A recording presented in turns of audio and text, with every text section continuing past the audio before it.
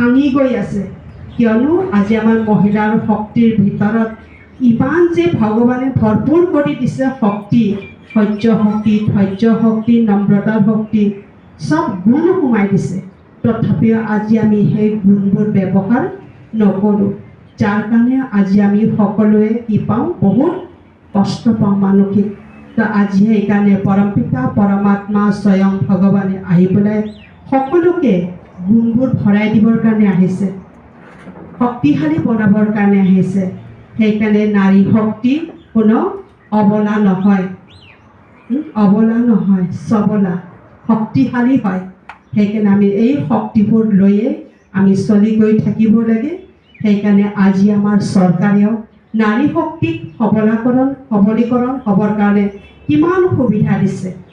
চবেই সেইকাৰণে আজিকালি অফিচ কাছাৰী আদিৰ কথা চব জানে, চবেই নিজে নিজেই কৰে। সেইকাৰণে কিন্তু আমি ভাল আৰু বেয়া জীৱনত দুটাই বস্তু চাব লাগে, চালি জাৰি কোনটো ৰাস্তাত মই গ'লে ভাল, কোনটো কথা ক'লে মই ভাল, কোনটো কথা ক'লে মোৰ কাৰণে ভাল হ'ব, সেই কথাটো চাই পেলাইহে আমি চলি থাকিব লাগে। এনেকুৱা নহয় যে মোক আছে বুলি যে আমি যি কওঁ সেইটো নহয়। তেতিয়াহ'লে আমাক সকলোৱে শ্ৰদ্ধা কৰিব, সন্মান কৰিব, মৰম কৰিব।